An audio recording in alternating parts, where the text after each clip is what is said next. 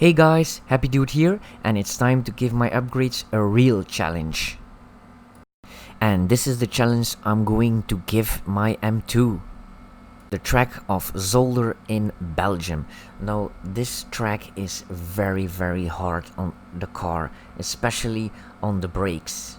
So it's not like on the Nürburgring, there the brakes have time to cool down because it's a high speed track. But here in Zolder the car has to accelerate and then has to brake very hard to 50 kilometers an hour, and it has to do that a few times here, so the brakes can't cool down. If you don't know what my upgrades are, here is a quick recap. We have the eibach springs. Now, because the car is a bit lower, you have a lower center of gravity, so it's easier to go faster in the corner. They also give more stability to the car. The only downside is the car is a bit harder and firmer, but that's normal when you lower the car.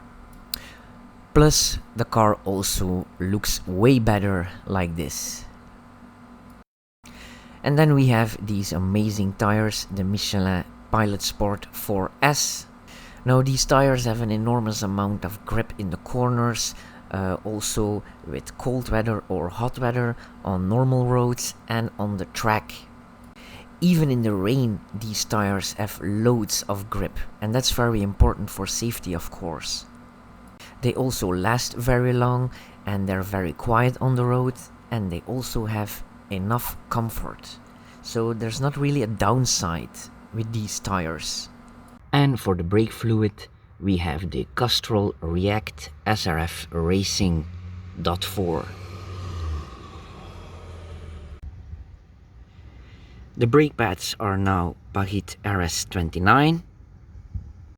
Now these brakes are really amazing, because the amount of punishment these brakes can handle is extraordinary. The only downside is they tend to squeak a bit.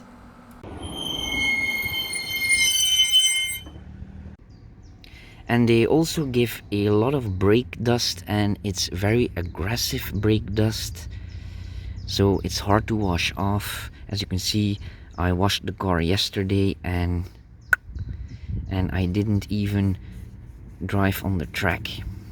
So I suggest you get some Iron X cleaner. The sound of the squeak is only when you drive slow and brake very softly. When you're on the track and you're driving hard and braking hard, you won't have this noise. So now I have found a new way to annoy people. If they don't watch when I accelerate, they will watch when I brake, as I will now demonstrate.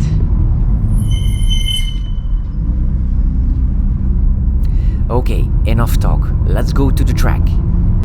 And when I had still 15 minutes to go on the track, this happens.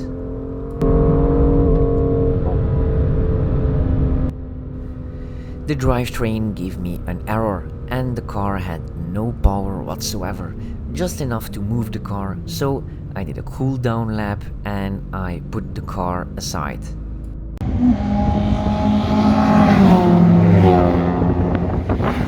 So, while everybody was still racing, my car had to cool down, but when I started the car, the error was still there, and the car only went 70 kilometers an hour, so I had to fix it because I couldn't get home at that speed on the freeway. Luckily, I have an app on my phone, so I connected the car to my phone and I could erase the message, and the car was fixed, luckily. Now the last time that I went here was with the normal brakes. Those lasted about 2 laps, that's 5 minutes, and they were cooked and they were vibrating very hard because the brake pads were sticking to the discs. And then I had the EBC yellow stuff, and those lasted about 10 laps before they gave me any signs that they were too hot. So that was a big improvement, and now we have the Pagid RS29, and those lasted more than 20 laps. And then of course my drivetrain gave me the error message, so I had to quit. And that was after 45 minutes. And my times are greatly improved with all these upgrades. Normally I drive here 2 minutes 10 seconds, and now I was always under 2 minutes and 7 seconds. Okay guys, enjoy the rest of the video.